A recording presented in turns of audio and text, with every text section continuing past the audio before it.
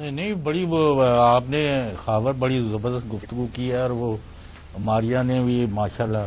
وہ تو ویسے ہی ہیں ڈیفنس اینالسٹ ہیں اور پاکستان کا ایک بڑا نام ہے، تو انہوں نے جو انالیسس دیا it has lot of weight. Having said this, اب 3 ایشوز ہیں۔ پہلی تو یہ بات ہے کہ خطے میں پاکستان کی جو اہمیت ہے وہ اس کو 4 چاند لگ گئے ہیں۔ اب ہندوستان جو پاکستان کو اپنا کاؤنٹر بیلنس نہیں سمجھتا تھا، وہ کہو جو پاکستان چھڈو جی تو آج ان کو پتہ چل گیا کہ پاکستان کیا ہے۔ یعنی میدان جنگ میں جس بری طرح کو سے ان کی شکست ہوئی ہے، جو کہ وہ ایک فتح کرنے اور پاکستان کو بہت زیادہ نقصان پہنچانے کے پلان اور ناپاک ارادے رکھتے تھے، اللہ تعالیٰ نے فضل کیا ہے اور پاکستان کی افواج نے ہندوستان کو ایک ایسا سبق چکھایا ہے۔ اگر وہ سیکھنا چاہے تو اس سے سیکھ کے گڈ نیبرلی ریلیشن شپ کی طرف آئے اور جو ڈسپیوٹڈ ایشوز ہیں ان کو بات چیت کے ذریعے حل کر لیں۔ لیکن جو بڑا فیکٹر ہے علاقے میں، عوامی جمہوریہ چین اور اس کی ٹیکنالوجی اور اس کی سپیریارٹی، اس کو آپ اگر اگنور کریں گے تو پھر آپ کی موجودہ جو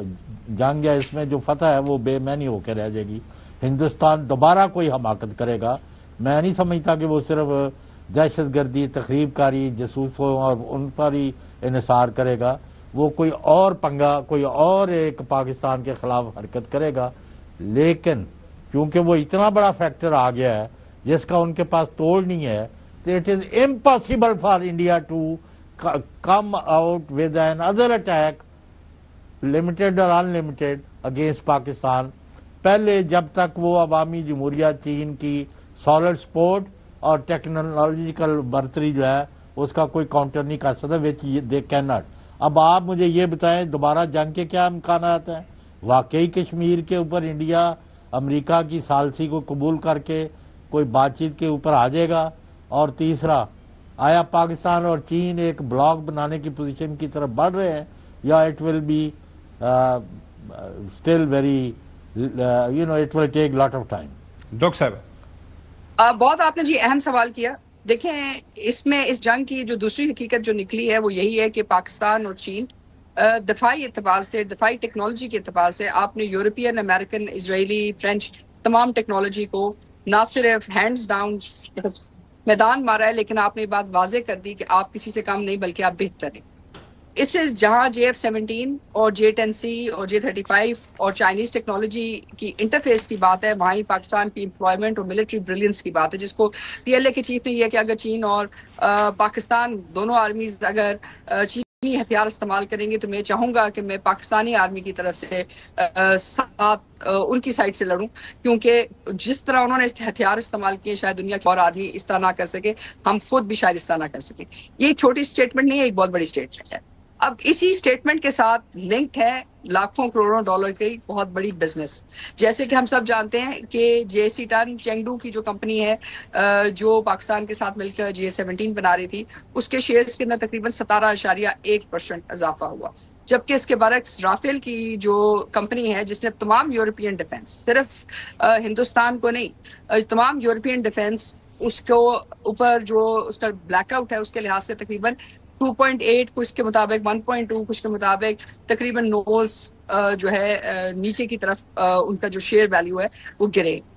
اب اس صورتحال میں یہ ایک چھوٹی جنگ نہیں ہے، اس میں سٹیکس ہیں۔ اب اس سٹیکس میں ان کا خیال یہ ہے کہ پاکستان کو جو یہ برتری حاصل ہوئی ہے وہ صرف اور صرف ایریل پلیٹ فارمز کی وجہ سے نہیں ہوئی ہے، وہ اس وجہ سے بھی ہوئی ہے کہ پاکستان نے 3 چیزیں کی۔ دیکھیں پاکستان نے کس چیز کا مقابلہ کیا، ایک آپ نے S-300 کرائے۔ S-300 اس وقت روس کی جو ٹیکنالوجی ہے، ڈیفنس ٹیکنالوجی، اس میں سب سے زیادہ ہائیسٹ لیول کے اوپر سمجھے جاتے ہیں کہ یعنی کہ کوئی ایریل پلیٹ فارم 360 زاویہ پہ 450 کلومیٹر تک وہ مار گرانے کی سکت رکھتے تھے۔ اس میں آپ کے جو جہاز ہیں انہوں نے بالکل زمین کے ساتھ اڑتے ہوئے جا کر ریڈیو سائلنس اور فریکوینسی سائلنس کے بعد وہاں جا کہ آپ کے ایویکس کو استعمال کرتے ہوئے ان کو جو ہے انگیج کیا، ساتھ آپ نے جو کروز ٹیکنالوجی استعمال کی ان کو ٹارگٹ کرنے کے لیے۔ اس کا مطلب یہ ہے کہ آپ نے وہ میتھ توڑی۔ اب اس میتھ کو توڑنے کا مطلب ہے کہ رشین ڈیفنس اکوپمنٹ اور وہ جو ڈیفنس مارکیٹ ہے اس کو ایک بہت بڑا دھچکا لگا۔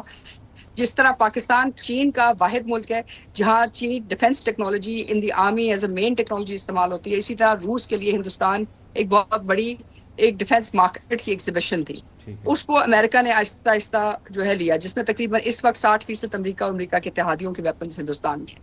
دوسری جو ٹیکنالوجی جس کے اوپر افیکٹ ہوا وہ رافیل ہے، جو ایریل پلیٹ فارم ہے، جو 5th جنریشن ایئر کرافٹ کے طور پہ سمجھا جاتا تھا کہ یہ دنیا میں اس سے بہتر ایئر کرافٹ کوئی نہیں ہے. اب یہ لگتا ہے کہ وہ ایئر کرافٹ بھی جو ہے نہ ڈیفینسو آپریشنز کے قابل ہے نہ آفینسو آپریشنز کے قابل ہے، کیونکہ جیسے وہ ایئر بورن ہوگا وہ انٹرسیپٹ ہو سکتا ہے and it can be hit before کہ وہ پاکستانی ڈائریکشن ہے. کیونکہ جتنی بھی آپ نے ہٹس کی ہیں وہ کوئی بھی اس میں آپ انڈین ایئر فورس کی مطلب انڈین ایئر اسپیس میں نہیں گئے ہیں، آپ نے پاکستانی ایئر اسپیس سے ان کو مارا ہے. اس کے اندر جو نیکسٹ ایلیمنٹ ہے وہ آپ کے ایویکس کا ہے. تو ظاہر ہے ایویکس کو جو ہے اس وقت رافیل بھی اسرائیلیز بھی آپ کو الیکٹرو میگنیٹک پلس یا جو بھی ان کے جو ہڈن ویپنز ہیں یا جو ان کے ہڈن ٹیکنالوجیز ہیں اس کو استعمال کرنے کی کوشش کریں گے، کیونکہ وہ چاہیں گے کہ وہ واپس جو ڈیفینس مارکیٹ میں جو ان کی بہت بڑا شیئر ہے جس میں یورپ ہے، لیکن پورے یورپ کو اس وقت فرینچ ٹیکنالوجی اور اسرائیلی ٹیکنالوجی اور امریکن ٹیکنالوجی ہے. سو اگر ساری دنیا نے صرف انڈیا پاکستان کی جنگ نہیں دیکھی، پاکستان انڈیا کی ویپنری اور ویپن امپلائمنٹ نہیں دیکھی، یا یو ایس چائنا کی ٹریڈ وار نہیں دیکھی، انہوں نے یہ بھی دیکھا ہے کہ جو یورپین اور امریکن ٹیکنالوجی ہے is it actually capable of defence.